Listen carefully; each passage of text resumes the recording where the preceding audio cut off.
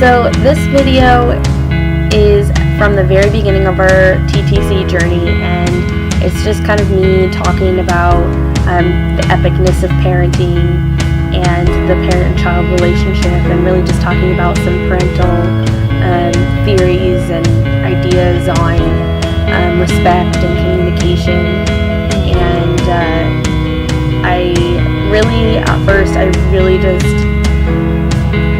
I have a lot of baggage coming into parenting, so I really needed to have this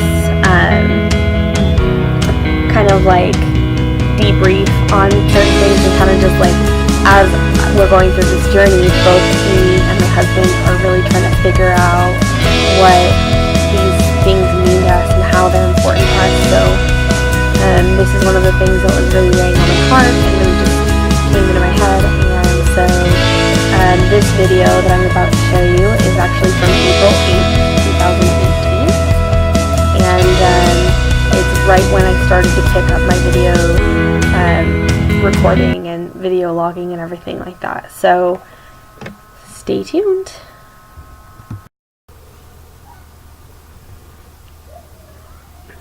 Hi, I just had some thoughts on my mind that I kind of wanted to just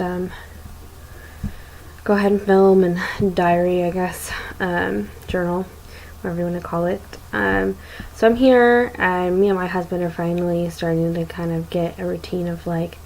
I'm taking an ovulation test every morning, and I'm trying to track everything to make sure that, I know really kind of for this cycle what's going on, and when am I going to ovulate and stuff like that. I'm hoping that will help my tracker understand me a little bit more, because it's always like, did you ovulate then? Did you ovulate this time? And I'm always like, no, like, I don't know when I ovulated. So I'm trying to do tests to see if that will help out. But just like along this journey, one of the things I've been thinking about is just how truly epic it is when one becomes a parent, because when you're becoming a parent, you are sharing all of the knowledge that you know already, all of the knowledge that you have at the point you have that child, and then also all of the knowledge that you gain from having those children. They're, as long as you don't do anything to alienate them, they're pretty much going to be there with you for the rest of your life, unless they die or something sad happens, which is least likely. But they're just going to be there with you through the rest of your life, and what the journey that lays ahead of you, they're going to be there, and you have no idea who they are or who they're going to be, or how you're going to get them to be the person that they're inevitably going to be. But each step is like a step that you guys take together for the rest of your life, and I think that's really cool. And I guess that's like the same, like with my husband, is a little similar to that, where it's like, I'm going to have him for the rest of my life, for the most part, as long as I'm aware. But he'll probably die, or I could die before he dies, or he could die before I do, but then our children will most likely still be there. So that's a really big thing about that. And then the second thing that I was noticing that's pretty cool is just, that's your legacy that you're leaving behind. You are leaving behind your mark in the world when you raise a child. And I have so many bouts of wisdom to, work with my child on, and to get them to try to understand them, and so many things I want to share, and just, I'll have so many good times and so many bad times. And children will really show me my own weaknesses, and in a lot of ways I'm hoping that through showing me my own weaknesses, they help me to get stronger, and help me grow wiser and wiser as time goes on. I'm normally a pretty wise person. I want to understand the meaning of everything, and I've got a lot of ancient wisdom and advice, and I understand a lot of logistics on things that a lot of people just don't understand. And so So one of the things that I feel is like really special that you get to share when you have a child is you get to share movies and books and stories, even some stories that have been passed down for generation and generation. You get to share culture, you get to share yourself with them in the biggest possible ways. And I think, like, from what I've noticed, a lot of people that in my parents' generation, they struggled so much with like really connecting to their children and having a proper communication relationship and having a proper relationship with them. And so that's like something I kind of want to like go towards, is like proper connection, proper communication, and a proper relationship. That's really important to me. I want my kids to be pretty comfortable with who they are. There's obviously a lot of parenting stuff about different parenting methods and stuff, but one of the things that I really want to value is independence for my child, and just overall like giving them choices so that they can learn how to make good choices, and they can learn how to make their own decisions in life, and kind of build that inner conscience, and just that's something that is really a big thing to me. And just like I've been thinking about how when I was little, my grandma, when I was around her, she just treated me like I was a person, and I was small, and and maybe there's a lot of things I didn't understand, but she always was like open with me, and she was like treating me like a person and not just like a burden or like something that eats up all my time or her time, or and so that just really made me think of like when you're looking at your children like they're people, their relationship's a lot more meaningful between them, and they become less of a burden because you are coming to a place of understanding within yourself of like, my child, like, it's not for the sake of obligation that I take care of them, but it's because they're humans like all the humans around us, and there's a need there for you to nurture them. And this isn't true for everybody, I'm sure, but like that's just one of the things I notice is when parents start treating children like people and not like these innocent things that just need to be protected and shunned away and hidden from society. When you're truthful to them, and you're treating them with independence, and you're showing them what good choices look like, and allowing them to make their own decisions, and kind of talking with them and having that one-on-one communication, that relational presence in that relationship between parent and child, it's always going to be so much better. And yeah, you do need to set like boundaries, and you need to be able to give your kids space to make mistakes and to do those things, But the one thing that I really noticed as I was growing up, and I still remember this very adamantly, is that for me, my mom did so bad with allowing me to make my own choices and be independent. And that's something I really, really, really want to nurture in my children, is just this ability for them to, setting them up for success, and to make good choices, and to really just connect with them on a deep emotional level that allows for them to not just get who I am, but get how they can live a good life, and how they should treat people, and how they should be, and who they really are, and how they should always be themselves, which is really important to me.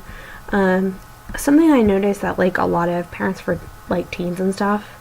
they're always like really stressed out because the teens always like yelling at them, and like,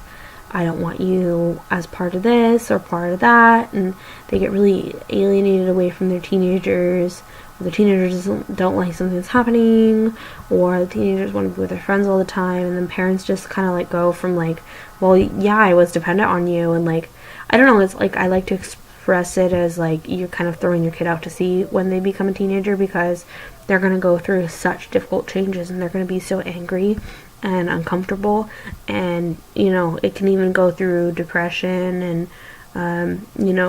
euphoria you know, they're just gonna have to go through that stuff when they're a teenager. And that's like one of the things where you have to keep in mind of like what is really affecting their attitude, why are they really acting like this, and just be open and understanding and there for them to talk to, allowing them to make their own mistakes and decisions, but then also showing them how to make good decisions in the process. So that's something, like, I guess it sounds really nice, but you know, I'm gonna have to work it out and figure out how to practically apply that once we get to that point where we've got teenagers and stuff. But yeah, I just really want it to be like a pretty smooth, like, you know, they come to me on their own because they know that there's that trust, that's that bond, and you know, I'm giving them more space to grow and more freedom. As they're getting a little bit older, they're getting a little bit more freedom. And I think kids just are like that in general, but I think that, you know, if I'm intentional about it, then we'll have a lot better relationship during their teenage years. And just honesty too is something I noticed from when I was growing up, is a lot of our parents weren't honest with us, assumed we wouldn't understand what was happening, just kind of brushed us off, didn't really explain the emotional aspects of really what was happening, just kind of like, oh, it really sucks this is happening, I know you're sad, like. So emotional intelligence now is pretty big in parenting, and that's something that I'm really thankful that is available at this time, because you know, it teaches kids what their emotions are, it teaches them how to identify them and express them, and really to be aware of how they act when they're feeling certain emotions. And I think that's really good because it gives kids an awareness of their actions and how they affect others, and then also what they're really feeling on the inside, and I think that's very healthy. So I'm really glad and really thankful that that exists. But like, and also like, I personally want to be able to set up, you know, a world for my children that, not like a separate world from this one, but like I want to help to shape their perspective of the world that we're in a way that really encourages them to still seek that relationship, you know, slowly pulling back the curtain a little at a time, you know, and allowing them to slowly become more independent in a progression, in a noticeable progression, and that way, you know, they'll be aware when things keep progressing, because I remember feeling like I was just thrown out into the deep end. Like one day I was a teenager and everything sucked and my body was changing and things, all of these other things were happening at the same time, and I'm here going, why is all of these things happening? You know, I'm so angry at my mom, I'm angry at my dad, I'm angry at pretty much everybody, and I had a lot of issues because of that, and I just want to get to a place where as a parent I'm there and I am active, but also that I give them the space that they need to process their emotions and to communicate with me. And I think that's like a really big thing, is like communication and relationship. How is the relationship, you know, not just having a relationship of respect, but also of understanding and communication, proper communication. So that's like something I was just thinking about, how epic it is that we get to share all these things with our kids, and then our kids are going to teach us so many things that we never even realized were things that we would ever understand, or things that were even out there to understand. So I'm really excited about that, and I'm feeling kind of optimistic today of just like, I really hope that everything works out. I'm, you know, pretty close to graduating college, and I'm just ready to be out and done. And yeah, so I'm just like thinking about these things, thinking about when I do become a mom and stuff like that. You know, how do I want to portray that? And it's so special when you become a parent, because, you know, that's going to happen one time, and it's just, I mean, you can have multiple kids, but that's like the first time of learning something, you know. It's not going to occur again because it's the first time. But it's just like so awesome that I have the opportunity and the blessings that I've got around me to make the decisions that I need to make to be the best parent that I can be, because I don't want to just settle for, I could have you know, well, I could have done better, but, you know, whatever, I did the best that I could at the time. Or, you know, I want to strive, that's just my personal opinion, is I want to strive to make my relationship with my children lasting and long term. And that's something that I've seen that can work, even though, you know, like, I've also seen, like, there's issues obviously with different people. You know, every person has differences, so you're always going to have some issues that pop up. You just have to really find a way to make them work. And I'm really excited for the opportunity to kind of iron out some of these details and be able to really work on that and just really think about, like, what is it really going to mean to be a mom. So I'm really excited.